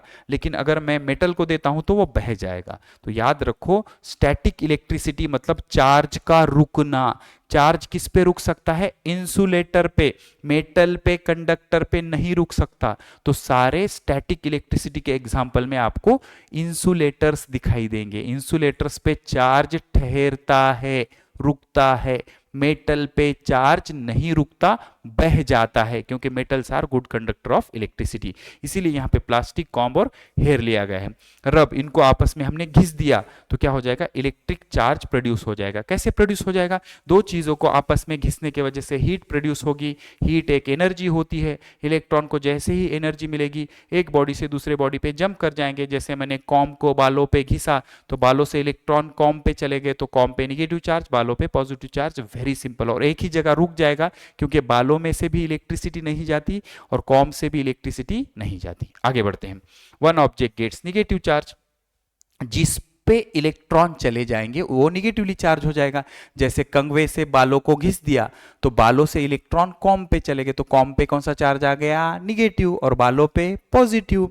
And other object gate positive, तो घिसने के बाद एक पे निगेटिव चार्ज आएगा, एक पे पॉजिटिव चार्ज आएगा। जिस पे इलेक्ट्रॉन चले जाएंगे उस पे निगेटिव चार्ज आएगा, और जिससे इलेक्ट्रॉन चले जाएंगे उस पे पॉजिटिव चार्ज आएगा। Opposite charge attract, so light objects like paper gets pulled. Opposite charge एक दूसरे को अट्रैक्ट करते हैं, तो जो हल्के ऑब्जेक्ट होते हैं वो चार्ज बॉडी की तरफ अट्रैक्ट हो जाते हैं। When excess charge suddenly moves near a metal, जब बहुत सारा चार्ज मेटल के नजदीक हम ले जाएंगे तो वहां पे क्या जनरेट होगा, स्पार्क, ऐसे ठिनगी, चमकाहट जनरेट हो जाएगी, उसको क्या बोलेंगे, स्पार्क, ठीक है। तो स्पार्क क्यों प्रोड्यूस होता है ये भी मैंने आपको अच्छे से समझा दिया। आगे चलते हैं, क्या बोल रहा है, answers to the given instance, comb ruler attract paper, क्यों, due to static electric charge produce by rubbing. तो रब करने की वजह से जो स्टैटिक इलेक्ट्रिक चार्ज प्रोड्यूस हुआ उसके कारण कागज के छोटे छोटे टुकड़े कॉम की तरफ अट्रैक्ट हुए। दूसरा, polyester curtains stick to us. क्यों भाई? क्योंकि जब पॉलिस्टर कर्टन हमारे बॉडी से घिस गया तो हमारे बॉडी से इलेक्ट्रॉन जंप होकर कर्टन पे चले गए, कर्टन पे निगेटिव चार्ज, बॉडी पे पॉजिटिव चार्ज, और दो अपोजिट चार्ज एक दूसरे को अट्रैक्ट करेंगे। Due to static electricity form by the friction, friction between what? Curtain and human body. उसके बाद spark near metal after rubbing the blanket due to sudden discharge, discharge मतलब बह जाना, sudden discharge of static electricity मतलब जब हमने जो चादर थी उसको घिसा था तो बहुत सारा चार्ज प्रोड्यूस हो गया, तो चादर पे चार्ज रुका हुआ है क्योंकि चादर is a bad conductor of electricity. जैसे ही हमने उसके पास मेटल लेके गए तो मेटल तो कंडक्टर है, तो सारा चार्ज धड़ाम से इसके अंदर से भागने की कोशिश करेगा, तो उस चक्कर में क्या हो जाएगा? स्पार्किंग हो जाएगा। अच्छा, क्या आप अदर एग्जांपल्स बता सकते हो ऐसे? तो इन्होंने बताए हैं, समझ लेते हैं। क्लॉथ स्टिकिंग आफ्टर ड्राइंग, जब हम कपड़े सुखाते हैं तो वो कपड़े एक दूसरे को चिपक जाते हैं क्योंकि घिसने की वजह से वही इलेक्ट्रॉन का लेना देना होता है, तो जहां से इलेक्ट्रॉन जाते हैं उस पे पॉजिटिव चार्ज आ जाता है और जिस पे इलेक्ट्रॉन जाते हैं उस पे नेगेटिव चार्ज आ जाता है और पॉजिटिव नेगेटिव एक दूसरे को चिपक जाएंगे। उसके बाद balloon sticking to the wall after rubbing, तो अगर मैं किसी दीवार पे बलून को घिसता हूं तो दीवार से इलेक्ट्रॉन बलून पे आ जाएंगे, बलून पे कौन सा चार्ज? निगेटिव, दीवार पे पॉजिटिव, और पॉजिटिव निगेटिव एक दूसरे को चिपक जाएंगे। इस कारण अगर हम दीवार पे बलून को घिसते हैं तो बलून दीवार पे चिपक जाएगा। उसके बाद small shock while touching the door handle, ये बहुत बार होता है, हम डोर हैंडल को अचानक से टच करते हैं, हमको लगता है अरे शॉक लग गया भाई, तो ये किस कारण होता है? स्टैटिक इलेक्ट्रिसिटी के कारण होता है, क्योंकि जो कुंडी होती है वो कुंडी पे बहुत सारा चार्ज ऐसे जमा हुआ रहता है, हम सडनली इसको हाथ लगाएंगे तो हमारे बॉडी में ये पूरा चार्ज चढ़ जाएगा जिसके कारण हमको शॉक लगेगा। तो सर हमारी बॉडी गुड कंडक्टर है कि बैड कंडक्टर है? याद रखो बेटा, हमारी बॉडी गुड कंडक्टर है, इसी वजह से जब इलेक्ट्रिसिटी के तार को हम छेड़ेंगे तो हमको शॉक लगता है। ठीक है, अच्छा आगे बढ़ते हैं, यहाँ चलते हैं। What is electric charge? Electric charge किसको बोलेंगे? ये मैंने आपको पहले भी बहुत अच्छे से तरीके से समझा दिया। क्या है रे भाई? सर ऑब्जेक्ट को तोड़ते जाओ छोटा ऑब्जेक्ट मिलेगा, छोटे ऑब्जेक्ट को तोड़ते जाओ एटम मिलेगा, एटम को जूम करेंगे दो पार्ट, सेंटर में न्यूक्लियस, बाजू में इलेक्ट्रॉन घूम रहे हैं, इलेक्ट्रॉन पे नेगेटिव चार्ज, न्यूक्लियस के अंदर प्रोटॉन, प्रोटॉन पे पॉजिटिव चार्ज। तो चार्ज दो तरह के होते हैं, इलेक्ट्रॉन के पास जो होता है उसको नेगेटिव चार्ज बोलते हैं, प्रोटॉन के पास जो होता है उसको पॉजिटिव चार्ज बोलते हैं। इलेक्ट्रॉन कहाँ होता है? न्यूक्लियस के बाजू में घूमता रहता है, जैसे सन के बाजू में प्लैनेट्स घूम रहे हैं। और प्रोटॉन कहाँ होता है? न्यूक्लियस के अंदर छुपा होता है। प्रोटॉन पे कौन सा चार्ज होता है? पॉजिटिव, इलेक्ट्रॉन पे कौन सा आता है? निगेटिव। खत्म। क्या बोल रहा है देखो, electric charge is a property present in all substance. मैंने पहले ही बताया आपको, कोई भी ऑब्जेक्ट उठाओ उसके पास दो चीजों की गारंटी है, एक मास, दूसरा चार्ज। ठीक है, अच्छा उसके बाद all object around us have electric charge in them, सभी ऑब्जेक्ट जो हमारे पास है उसमें क्या होता है? इलेक्ट्रिक चार्ज होता है, मतलब एटम होते हैं, इलेक्ट्रॉन होता है, प्रोटॉन होता है। Even our body has electric charge, हमारे बॉडी के अंदर भी क्या है? इलेक्ट्रिक चार्ज है। उसके बाद टाइप्स ऑफ इलेक्ट्रिक चार्ज, कितने तरह के इलेक्ट्रिक चार्ज है? दो, इसलिए एक का नाम रख दिया पॉजिटिव, एक का नाम रख दिया negative. There are two types of electric charge. Positive charge, positive charge किस पे होता है? प्रोटॉन पे। प्रोटॉन कहां पे होते हैं? न्यूक्लियस के अंदर। और निगेटिव चार्ज किस पे होता है? इलेक्ट्रॉन पे। इलेक्ट्रॉन कहां होते हैं? न्यूक्लियस के सराउंडिंग में गोल गोल चक्कर लगाते हुए रहते हैं। इलेक्ट्रॉन पे कैसा चार्ज होता है? निगेटिव चार्ज होता है। ठीक है, आगे बढ़ते, स्क्रीनशॉट लेते चलो बेटा, इसका स्क्रीनशॉट ले लिया? यस। अच्छा, अब हमारे पास तीन तरह के ऑब्जेक्ट होते हैं, तीन तरह के ऑब्जेक्ट होते हैं, एक न्यूट्रल, एक पॉजिटिव चार्ज, एक निगेटिव चार्ज। ठीक है, ध्यान से सुनो। अब जिस बॉडी में जितने प्रोटॉन उतने इलेक्ट्रॉन, तो जितना पॉजिटिव चार्ज उतना निगेटिव चार्ज, तो पॉजिटिव निगेटिव एक दूसरे को कैंसिल कर देगा, ऐसे ऑब्जेक्ट को बोलेंगे न्यूट्रल ऑब्जेक्ट। तो न्यूट्रल ऑब्जेक्ट में जितने नंबर ऑफ प्रोटॉन्स होते हैं उतने ही नंबर ऑफ इलेक्ट्रॉन्स होते हैं। नॉर्मली सभी ऑब्जेक्ट न्यूट्रल होते हैं, क्योंकि जितने प्रोटॉन उतने इलेक्ट्रॉन, तो जितना पॉजिटिव चार्ज उतना negative charge. Okay, when object have equal positive and negative charges it is called neutral. अगर किसी ऑब्जेक्ट में जितना पॉजिटिव चार्ज है उतना ही निगेटिव चार्ज है तो उसको बोलेंगे न्यूट्रल ऑब्जेक्ट। और neutral object has no net charge, neutral object में चार्ज होता है 2 + 2 - लेकिन नेट चार्ज कितना होता है? 0। अच्छा, अब अगर मैंने किसी कारणवश इसके एक इलेक्ट्रॉन को हटा दिया तो बचे क्या, एक प्रोटॉन, एक प्रोटॉन, एक इलेक्ट्रॉन, और वो इलेक्ट्रॉन जंप करके यहां आ गया तो क्या हो गया सर, यहां पे नंबर ऑफ इलेक्ट्रॉन्स कम हो गए और यहां पे नंबर ऑफ इलेक्ट्रॉन्स ज्यादा हो गए। तो जिस पे नंबर ऑफ इलेक्ट्रॉन्स ज्यादा हो गए उस पे निगेटिव चार्ज आ गया, जिस पे नंबर ऑफ इलेक्ट्रॉन्स कम हो गए उस पे पॉजिटिव चार्ज आ गया। क्योंकि बेटा ये पॉजिटिव इस निगेटिव को तो कैंसिल कर देगा, लेकिन इस पॉजिटिव को कैंसिल करने के लिए कोई इलेक्ट्रॉन नहीं है तो इस पे पॉजिटिव चार्ज आ गया, और यहाँ पे ऑलरेडी एक एक्स्ट्रा का इलेक्ट्रॉन आ गया तो इस पे निगेटिव चार्ज आ गया। और एक बॉडी से दूसरे बॉडी पे हमेशा कौन जाएगा, इलेक्ट्रॉन, प्रोटॉन नहीं जा सकता, क्योंकि प्रोटॉन न्यूक्लियस के अंदर होता है, वो शिफ्ट अभी तक तो नहीं हो सकता। चार्ज ऑब्जेक्ट क्या मतलब होता है इसका, व्हेन पॉजिटिव और negative charge are not equal, अगर पॉजिटिव और निगेटिव चार्ज इक्वल नहीं है तो ऑब्जेक्ट क्या हो जाएगा, चार्ज हो जाएगा। तो ऑब्जेक्ट कैसे चार्ज हो सकता है, पॉजिटिवली चार्ज या निगेटिवली चार्ज। पॉजिटिवली चार्ज कब होगा, जब नंबर ऑफ प्रोटॉन ज्यादा हो जाएंगे किसके, नंबर ऑफ इलेक्ट्रॉन के, तो ऑब्जेक्ट कैसा हो जाएगा, पॉजिटिवली चार्ज। निगेटिवली चार्ज कब हो जाएगा, जब नंबर ऑफ इलेक्ट्रॉन्स ज्यादा हो जाएंगे किसके, नंबर ऑफ प्रोटॉन के। अगर प्रोटॉन का नंबर बढ़ गया तो पॉजिटिवली चार्ज, इलेक्ट्रॉन का नंबर बढ़ गया तो निगेटिवली चार्ज। तो क्या सर प्रोटॉन एक बॉडी से दूसरे बॉडी पे नहीं जा सकते, मेरे भाई नहीं जा सकते। प्रोटॉन न्यूक्लियस के अंदर होते हैं बंधे हुए, सिर्फ इलेक्ट्रॉन जाएंगे एक बॉडी से दूसरे बॉडी पे, जिस बॉडी पे इलेक्ट्रॉन चले गए वहां पे इलेक्ट्रॉन बढ़ गए तो उस पे निगेटिव चार्ज, और जिस बॉडी से इलेक्ट्रॉन चले गए उस पे इलेक्ट्रॉन कम हो गए मतलब positively charge, simple. Charge by rubbing, ये तो मैंने आपको पहले से सिखा रहा हूं, जब दो चीजें आपस में घिसेंगी तो बहुत सारी हीट प्रोड्यूस होगी, तो एक बॉडी के अंदर के इलेक्ट्रॉन हीट को लेके एक बॉडी से दूसरे बॉडी पे शिफ्ट करेंगे, जिस बॉडी पे इलेक्ट्रॉन जाएंगे उस पे निगेटिव चार्ज और जिससे जाएंगे उस पे पॉजिटिव चार्ज। कितने बार बताऊं, ध्यान से सुनो।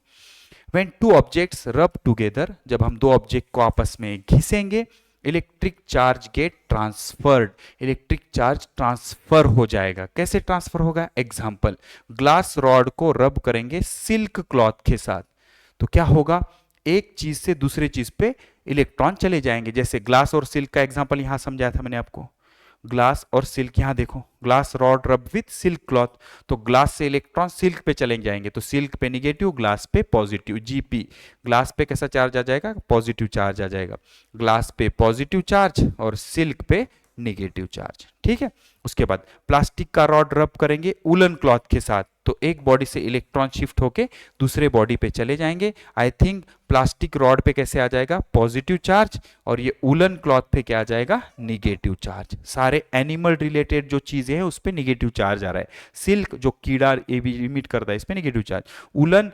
जो भेड़ बकरी होती है उसके बालों से बनता है तो इस पे कैसा चार्ज आएगा, निगेटिव चार्ज आ जाएगा। ठीक है, तो जिससे इलेक्ट्रॉन कम हुए उस पे पॉजिटिव चार्ज और जिस पे इलेक्ट्रॉन बढ़ गए उस पे नेगेटिव चार्ज। आगे बढ़ते हैं, ये देखो भाई, ये देखो क्या हो रहा है यहाँ पे, सर ये पॉजिटिव चार्ज है निगेटिव चार्ज, अरे ये तो आपस में बस इसमें तो बहुत प्यार मोहब्बत चल रही है, अट्रैक्ट हो रहे हैं, इलेक्ट्रोस्टैटिक अट्रैक्शन। अच्छा, दो पॉजिटिव रिपेल हो रहे हैं सर, दो पॉजिटिव एक दूसरे को दूर ढकेल रहे हैं, दो निगेटिव भी एक दूसरे को दूर ढकेले, यस, दो सिमिलर चार्ज एक दूसरे को रिपेल करेंगे और दो अपोजिट चार्ज एक दूसरे को अट्रैक्ट करेंगे, जैसे कि यूनिवर्स का रूल होता है। तो interaction between charge object, interaction मतलब फोर्स लगाना, तो जो दो सेम चार्ज एक दूसरे को रिपेल करेंगे, अपोजिट चार्ज एक दूसरे को अट्रैक्ट करेंगे। यहां पे सिंपल देखो जीआईएफ फाइल में मैं आपको दिखा रहा हूं। ओके, यहां चलते, repulsion very simple, like charge repel each other, देखो ना, दो पॉजिटिव रिपेल, दो निगेटिव रिपेल। ओके, अच्छा एग्जांपल, टू ग्लास रॉड रब with silk cloth repel each other, तो क्योंकि ग्लास पे कौन सा चार्ज आएगा, पॉजिटिव चार्ज आएगा, तो एक पॉजिटिव चार्ज ग्लास रॉड दूसरे पॉजिटिव चार्ज ग्लास रॉड को रिपेल करेगा। जैसे कि यहाँ डायग्राम होगी, देखो ये इस पे, ये ग्लास रॉड है, ये ग्लास रॉड है, दोनों ग्लास रॉड को हमने सिल्क क्लॉथ पे घिसा है, तो ग्लास रॉड पे कौन सा चार्ज आ गया, पॉजिटिव, इस पे भी कौन सा चार्ज है, पॉजिटिव, तो इसके पास ले जाऊंगा तो ये आपस में एक दूसरे को रिपेल करेंगे। लेकिन अगर ग्लास रॉड को मैं प्लास्टिक रॉड से करूंगा तो ग्लास रॉड पे कौन सा चार्ज है, पॉजिटिव, और प्लास्टिक रॉड पे कौन सा चार्ज है, निगेटिव, तो ये दोनों एक दूसरे को अट्रैक्ट करेंगे। तो यहां से ये समझ में आया कि सिमिलर चार्ज एक दूसरे को रिपेल करते हैं, अपोजिट चार्ज एक दूसरे को अट्रैक्ट करते हैं। Okay, this pushing away is called repulsion. तो ये जो एक दूसरे को दूर ढकलना है उसको क्या बोलेंगे, रिपल्शन। यहाँ पे ये दोनों एक दूसरे को क्या कर रहे हैं, रिपेल कर रहे हैं। उसके बाद अट्रैक्शन किसको बोलेंगे, unlike charge attract each other, मतलब एक पॉजिटिव होगा एक निगेटिव होगा तो वो एक दूसरे को क्या करेंगे, अट्रैक्ट करेंगे। जैसे कि एक प्लास्टिक का रॉड, एक प्लास्टिक का रॉड और एक ग्लास का रॉड, ग्लास के रॉड पे पॉजिटिव चार्ज है, प्लास्टिक पे निगेटिव है, तो ये आपस में एक दूसरे को अट्रैक्ट करेंगे। क्या करेंगे, अट्रैक्ट करेंगे। ठीक है, अच्छा आगे चलते हैं, समझते हैं। Unlike charges attract each other. Example, glass rod जिस पे पॉजिटिव चार्ज होता है, प्लास्टिक रॉड जिस पे निगेटिव चार्ज होता है, एक दूसरे को क्या करेंगे, अपने आपस में खींचेंगे, एक दूसरे की तरफ चिपक जाएंगे। This pulling force to each other is called as attraction. इसी को क्या बोलेंगे, अट्रैक्शन। तो प्रॉपर्टीज ऑफ चार्ज क्या होते हैं, like charge will repel each other, two positive charge repel each other, two negative charge repel each other। लेकिन unlike charge, एक पॉजिटिव एक निगेटिव, दोनों को क्या करेंगे, अट्रैक्ट करेंगे। इसका स्क्रीनशॉट ले लो बेटा, आगे बढ़ते हैं। ये देखो क्या बोल रहा है, important point to remember, like charge repel each other, unlike charge attract each other, charges are transferred during rubbing, जब दो बॉडीज आपस में रब होती हैं तो हीट की वजह से चार्ज ट्रांसफर होते हैं। और कौन सा चार्ज ट्रांसफर होता है, हमेशा इलेक्ट्रॉन, प्रोटॉन ट्रांसफर नहीं हो सकता।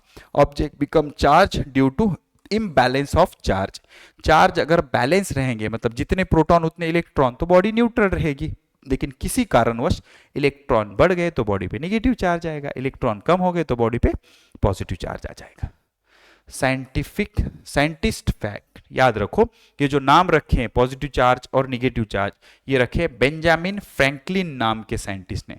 Benjamin Franklin name to types of electric charge, one is positive charge जो होता है प्रोटॉन पे, and one is negative charge जो होता है इलेक्ट्रॉन पे। और इसी के नाम से बेटा एक बहुत इंटरेस्टिंग फैक्ट है जो 12th का है, मैं आपको लिखा देता हूं, वो इंपॉर्टेंट नोट याद रखो। Smallest unit of charge is Franklin.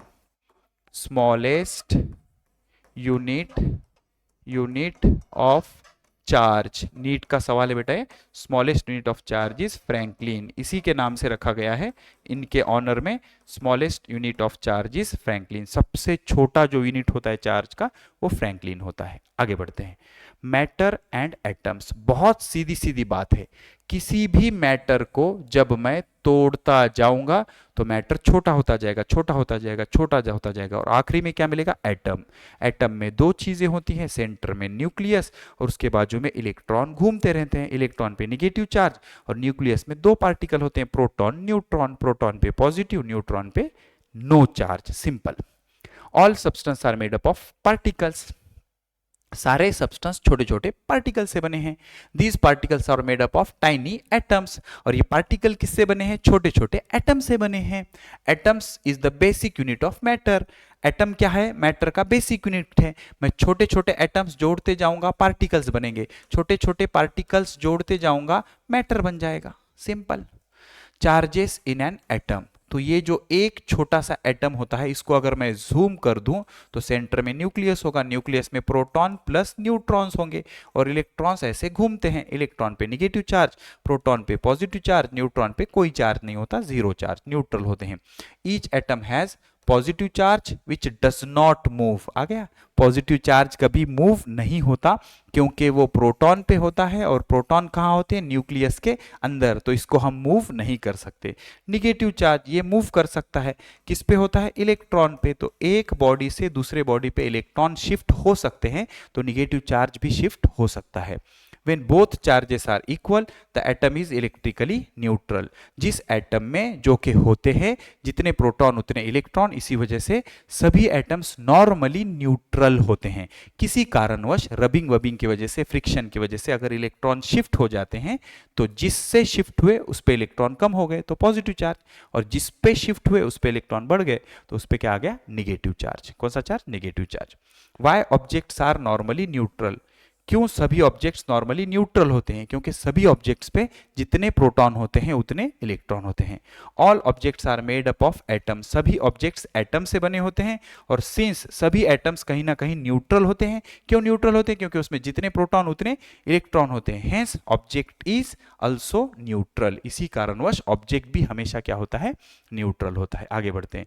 How does an object get charge. Object charge कैसे होता है, देखो बेटा, ये एक ऑब्जेक्ट है, ये एक ऑब्जेक्ट है, जितना पॉजिटिव चार्ज उतना निगेटिव चार्ज, जितना पॉजिटिव चार्ज उतना निगेटिव चार्ज। लेकिन जब हम इन दोनों को आपस में घिसेंगे तो क्या होगा, इससे इलेक्ट्रॉन इस पे चले जाएंगे, तो जिस पे इलेक्ट्रॉन चले गए उस पे निगेटिव चार्ज आ जाएगा, और जिससे इलेक्ट्रॉन चले गए उससे पॉजिटिव चार्ज आ जाएगा। तो एक ऑब्जेक्ट पॉजिटिव चार्ज, एक ऑब्जेक्ट निगेटिव चार्ज हो जाएगा।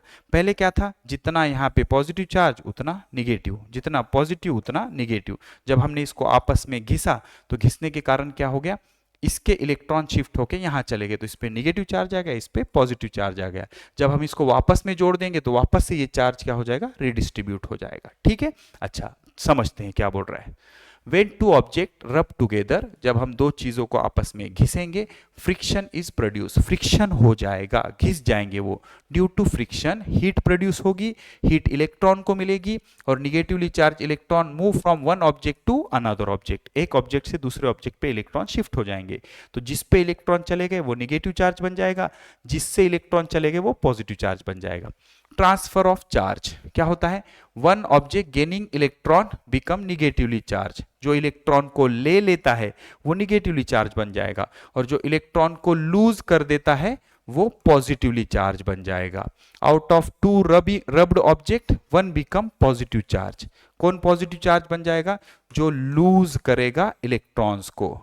The other become negatively charge, कौन बनेगा negative charge, which gains the electron, जो इलेक्ट्रॉन को गेन करेगा, जो इलेक्ट्रॉन को गेन करेगा वो निगेटिवली चार्ज बन जाएगा, जो इलेक्ट्रॉन को लूज करेगा वो पॉजिटिवली चार्ज बन जाएगा। इंपॉर्टेंट पॉइंट क्या है भाई, देखो, only negative charge can move, कितने बार बताऊं, प्रोटॉन न्यूक्लियस के अंदर बहुत ही प्रोटेक्टेड होते हैं, वो मूव नहीं करते, सिर्फ इलेक्ट्रॉन मूव कर सकते हैं। तो only negative charge move, positive charge do not move, positive charge move नहीं कर सकता। ठीक है, आगे चलते बेटा। टाइप्स ऑफ चार्ज, सिंपल, कितने तरह के चार्ज हैं, दो तरह के चार्ज हैं, एक पॉजिटिव चार्ज एक निगेटिव चार्ज। प्रोटॉन का चार्ज पॉजिटिव, इलेक्ट्रॉन का charge negative.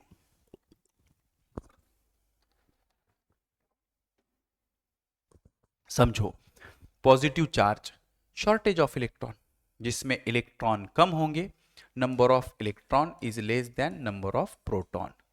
Negative charge, number of electron is greater than number of proton. जैसे कि इसकी अगर डायग्राम बनाऊं तो पॉजिटिव चार्ज मतलब 1 2 3 इलेक्ट्रॉन, 1 2 3 4 5 6, इलेक्ट्रॉन कम प्रोटॉन ज़्यादा। निगेटिव चार्ज मतलब 1 2 3 4 5 6 7, बहुत सारे निगेटिव चार्ज और कम positive charge.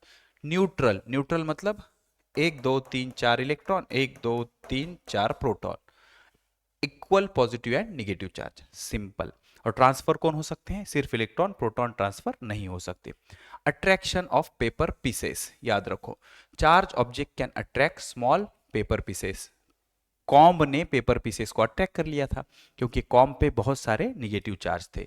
Attraction shows the object is electrically charge, attraction क्या बताता है कि एक ऑब्जेक्ट क्या है, इलेक्ट्रिकली चार्ज है। ठीक है, material use for rubbing, rubbing के लिए क्या यूज कर सकते हैं, बलून यूज कर सकते हैं, प्लास्टिक पेन रिफिल यूज कर सकते हैं, इरेजर यूज कर सकते हैं रबर का, पॉलीथीन की कैरी बैग यूज कर सकते हैं, सिल्क क्लॉथ यूज कर सकते हैं, या नायलॉन का थ्रेड यूज कर सकते हैं, जो हमने देखा था क्लास 6 में, न्यूयॉर्क और लंदन में एक सिंथेटिक फाइबर बनाया गया एक साथ, इस वजह से न्यूयॉर्क का NY, लंदन का LON, नायलॉन। ये सभी जो मटेरियल्स है ये स्टैटिक इलेक्ट्रिसिटी के लिए यूज कर सकते हैं क्योंकि ये सब इंसुलेटर्स हैं और इंसुलेटर्स के कारण इस पे जो चार्ज है वो रुक सकता है, रेस्ट कर सकता है, क्योंकि they are bad conductors of electricity, इससे चार्ज फ्लो नहीं होता। आगे बढ़ते हैं। ऑलवेज रिमेंबर, क्या बोल रहा है भाई, each atom is electrically neutral, क्योंकि एटम में जितने प्रोटॉन होते हैं उतने इलेक्ट्रॉन, मतलब जितना पॉजिटिव चार्ज उतना निगेटिव चार्ज। फॉर एग्जांपल अगर मैं आपको बताऊं बेटा, हाइड्रोजन एटम कैसे होता है, सिंपल, देखो ये हाइड्रोजन एटम के न्यूक्लियस में एक प्रोटॉन होता है और एक इलेक्ट्रॉन ऐसे घूमता रहता है, जितना पॉजिटिव उतना निगेटिव।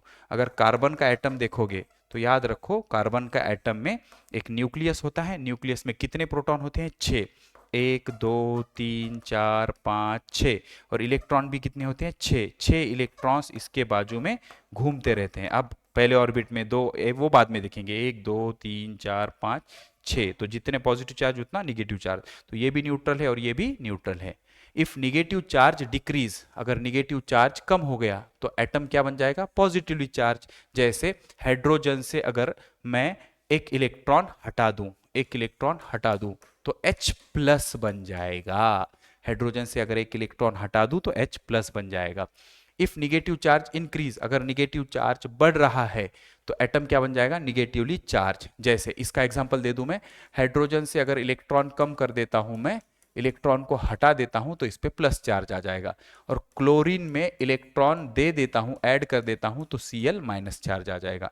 तो इलेक्ट्रॉन निकालने से उस पे प्लस चार्ज आ जाएगा और इलेक्ट्रॉन ऐड करने पे उस पे माइनस चार्ज आ जाएगा। Okay, one line answers. Okay, electric charge is produce due to transfer of negative charges. याद रखो, इलेक्ट्रिक चार्ज कैसे प्रोड्यूस होता है, ट्रांसफर ऑफ इलेक्ट्रॉन की वजह से। और ये इलेक्ट्रॉन का ट्रांसफर क्यों होता है, व्हेन टू ऑब्जेक्ट्स आर रब टुगेदर, रब करने से हीट प्रोड्यूस होती है, हीट एनर्जी इलेक्ट्रॉन लेके एक बॉडी से दूसरे बॉडी पे चला जाएगा। यूज यूर ब्रेन पावर, ठीक है। Do all object get charge by rubbing, no, सब ऑब्जेक्ट को हम चार्ज नहीं कर सकते, सिर्फ इंसुलेटर को कर सकते हैं, क्योंकि इंसुलेटर पे चार्ज रुकता है, क्योंकि इंसुलेटर से चार्ज फ्लो नहीं कर सकता। अगर आप मेटल को घिसोगे तो चार्ज उस पर रुकेगा नहीं, बह जाएगा, बह जाएगा। Okay, all object do not gate charge by rubbing, rubbing से सारे ऑब्जेक्ट को हम चार्ज नहीं कर सकते। एक्सप्लेनेशन क्या है इसका, only some material gets charge when rubbed, सिर्फ कुछ मटेरियल्स होते हैं जिससे रबिंग से हम चार्ज दे सकते हैं, जैसे कि प्लास्टिक हो गया, बलून हो गया, पॉलीथीन हो गया, इरेजर हो गया। याद रखो ये सभी क्या है, इंसुलेटर्स हैं, इसी वजह से इस पे चार्ज रुक सकता है। लेकिन अगर वो कंडक्टर होंगे तो उस पे चार्ज कभी भी नहीं रुकेगा। मेटल्स हो गया, जैसे स्टील का चमचा हो गया, कॉपर की पट्टी हो गई, इस पे हम चार्ज नहीं ला सकते रबिंग से, क्योंकि ये सभी क्या है, गुड कंडक्टर्स है। और गुड कंडक्टर होने के कारण जब इस पे चार्ज आ जाएगा तो फ्लो कर जाएगा, डिस्चार्ज हो जाएगा। Object that can hold charge, जो ऑब्जेक्ट चार्ज को होल्ड कर सकते हैं वो कौन होते हैं, इंसुलेटर्स। इंसुलेटर मतलब जिससे चार्ज बह नहीं सकता, कंडक्ट नहीं हो सकता। कंक्लूजन क्या है, only insulating materials gate charge by rubbing. Insulating material मतलब प्लास्टिक, रबर, पॉलीथीन, ऐसे जिससे करंट नहीं बह सकता। All object do not gate charge, metals conducting object charge नहीं हो सकते, इंसुलेटिंग ऑब्जेक्ट चार्ज हो सकते हैं। ठीक है, आगे बढ़ते हैं। डू यू नो, क्या आपको पता है, क्या पता है भाई, अबाउट 2500 ईयर्स अगो, 2500 साल पहले एक ग्रीक साइंटिस्ट थे जिसका नाम था Thales, found that feathers are attracted towards a rod of yellow colored umber which had been rubbed against woolen। मतलब अगर हम, जो मुर्गे का पंख होता है, जो फीदर्स होते हैं, जो पंख होते हैं, पक्षियों के पंख होते हैं, उसको अगर हम किस पे रब करेंगे, उलन पे रब करेंगे, पर को, मतलब ये पंख हो गए, पंछियों के पंख हो गए। ओके, ये फर हो गया, सही है, फर, इसको हमने उलन के धागे के साथ, उलन के धागे के साथ रब किया, रब किया, तो ये जो फर है एक येलो कलर के amber rod, amber is a name of material like ebonite, plastic, तो ये इसके तरफ क्या हो रहा था, अट्रैक्ट हो रहा था, अंबर की तरफ। ओके, तो क्लॉथ, अंबर क्लॉथ, ओके, रब उलन क्लॉथ, जब हमने फर को उलन क्लॉथ पे रब किया तो ये फर येलो कलर के अंबर क्लॉथ की तरफ रब हो रहा था। अंबर को तब क्या कहा जाता, इलेक्ट्रॉन के, इलेक्ट्रॉन कहा जाता था in the Greek language. Greek language में अंबर के रॉड को तब इलेक्ट्रॉन कहा जाता था।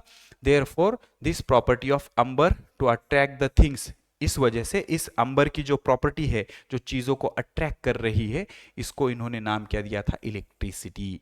तो ये वर्ड इलेक्ट्रिसिटी वहां से आया था।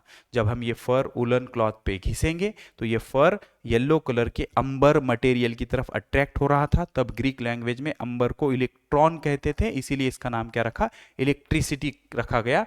किसने रखा था, Thomas Browne in 1646 AD. Thomas Browne की ये इमेज है, इन्होंने रखा था, ग्रेट साइंटिस्ट थॉमस ब्राउन ने। ठीक है, ये सब इलेक्ट्रिसिटी की कहानी है। आगे चलते हैं। व्हाट इज फ्रिक्शनल इलेक्ट्रिसिटी, बहुत आसान है, जल्दी जल्दी निपटाते हैं। फ्रिक्शनल इलेक्ट्रिसिटी, जब दो चीजों को आपस में घिसेंगे, जैसे बालों के साथ कॉम को, तो बालों पे कौन सा चार्ज आ गया, पॉजिटिव, कॉम पे कौन सा चार्ज आ गया, निगेटिव, तो इसको क्या बोलेंगे, frictional electricity. Electric charge are produce due to rubbing friction is called as frictional electricity. Friction के कारण जो भी चार्ज प्रोड्यूस हो रहे हैं उसको क्या बोलेंगे, frictional electricity. It is also called static electricity. Static मतलब रेस्ट, बालों पे ये चार्ज कैसा रहेगा, रेस्ट। कॉम पे ये निगेटिव चार्ज कैसा रहेगा, रेस्ट, इसीलिए इसको क्या बोलेंगे, static electricity. This charge is produce only at the place of rubbing. ये चार्ज कहाँ पे प्रोड्यूस होता है, जिस पोर्शन पे आपने इसको रब किया है उसी पोर्शन पे ये चार्ज प्रोड्यूस होगा, और ये दूसरे जगह जा तो सकता नहीं है। क्यों, क्योंकि जिस पे ये प्रोड्यूस हुआ है वो इंसुलेटर है, वो चार्ज को कैरी नहीं कर सकते। It stage for short time, और ये बहुत कम टाइम के लिए रहेगा। थोड़ी ही उसको कोई कंडक्टिंग पाथ मिला तो डिस्चार्ज हो जाएगा। जैसे गीली हवा उसको मिल गई, मॉइस्ट एयर मिल गई, तो पानी के बूंद गुड कंडक्टर ऑफ इलेक्ट्रिसिटी होते हैं। तभी तो बरसात में हम क्या करते हैं, जब कोई स्विच ऑन करते हैं तो रबर की चप्पल पहन लेते हैं, क्योंकि पानी से करंट बह सकता है, गीली जगह पे शॉक लगने के चांसेस होते हैं। तो मॉइस्ट एयर में ये चार्ज बहुत जल्दी पानी से कंडक्ट होके सब तरफ फैल जाएगा, क्योंकि मॉइस्ट एयर में होते हैं पानी के बूंद, और पानी के बूंद are good conductor of electricity. Static charges are easily lost in moist air. आ गया, गीली हवा में स्टैटिक चार्ज जल्दी ही गायब हो जाएगा। क्यों, क्योंकि मॉइस्ट एयर में होते हैं water drops, and water drops are good conductor of electricity, और गुड कंडक्टर ऑफ इलेक्ट्रिसिटी अगर मिलेंगे तो वहां पे चार्ज रुक नहीं सकता, बह जाएगा। Experiment work best in dry weather winter. इसी कारण ड्राई वेदर विंटर में स्टैटिक इलेक्ट्रिसिटी के एक्सपेरिमेंट अच्छे होते हैं। ठीक है, अच्छा आगे बढ़ते हैं। चार्जिंग बाय रबिंग, क्या बोल रहा है, व्हेन टू ऑब्जेक्ट्स आर रब, जब दो चीजों को हम आपस में घिसेंगे, electron from one object move to another. कितनी बार बताऊं, one object become negatively charge, gain electron, जो इलेक्ट्रॉन गेन करता है वो निगेटिवली चार्ज। जैसे कंगवे पे बालों, कंगवे को बालों पे घिसा तो बालों से इलेक्ट्रॉन कंगवे पे चले गए, तो कंगवे पे निगेटिव चार्ज, बालों पे पॉजिटिव चार्ज। तो अदर बिकम पॉजिटिवली चार्ज, जो इलेक्ट्रॉन को लूज करता है उस पे निगेटिव चार्ज कम हो जाएगा। जैसे प्लास्टिक का कॉम ड्राई एयर पे घिसेंगे तो कॉम पे निगेटिव चार्ज आ जाएगा, हेयर पे पॉजिटिव चार्ज आ जाएगा। ग्लास का रॉड सिल्क के क्लॉथ पे घिसेंगे तो ग्लास के रॉड पे पॉजिटिव चार्ज आ जाएगा और सिल्क के क्लॉथ पे निगेटिव चार्ज आ जाएगा। ग्लास के रॉड पे पॉजिटिव चार्ज, सिल्क के क्लॉथ पे निगेटिव चार्ज। क्यों, क्योंकि ग्लास से इलेक्ट्रॉन सिल्क के कपड़े पे चले जाएंगे। एबोनाइट का रॉड, एबोनाइट क्या होता है, प्लास्टिक जैसा मटेरियल होता है। एबोनाइट का रॉड अगर हम फर पे घिसेंगे तो बेटा एबोनाइट निगेटिव चार्ज बन जाएगा और फर क्या बन जाएगा, पॉजिटिवली चार्ज बन जाएगा। ठीक है, तो इन चीजों को बहुत अच्छे से समझना बेटा, आगे बहुत काम आने वाली चीजें हैं। ओके, अच्छा ये क्या है, charging by contact. A charge object touches a neutral. एक काम करते हैं, इस लेक्चर को यहीं पे रोकते हैं, यहाँ से आगे की चीजें अगले लेक्चर में देखेंगे बेटा। हो सकता है इस टॉपिक के कितने पार्ट बन जाए, 3 हो सकता है, या 2 में ही निपट जाए। अगला अगर 1.5 घंटा हमको मिल गया तो 2 पार्ट में भी ये लेक्चर खत्म हो सकता है। ठीक है, कोई टेंशन नहीं, इसको यहीं पे खत्म करते हैं बेटा। इस कंसेप्ट को आप बहुत अच्छे से समझना, अच्छे से रटना। इसके हम पार्ट 2 में जल्दी मिलेंगे, तब तक आप पढ़ते रहिए, मुस्कुराते रहिए और खुश रहिए। और मेरे पे एक फेवर जरूर कीजिए, लेक्चर को लाइक जरूर करना, चैनल को सब्सक्राइब करना, और हाँ अपने सोशल मीडिया प्लेटफॉर्म पे इसको शेयर करना ना भूलना। बेटा जल्दी मिलेंगे इसके पार्ट 2 में, तब तक पढ़ते रहिए। जय हिंद।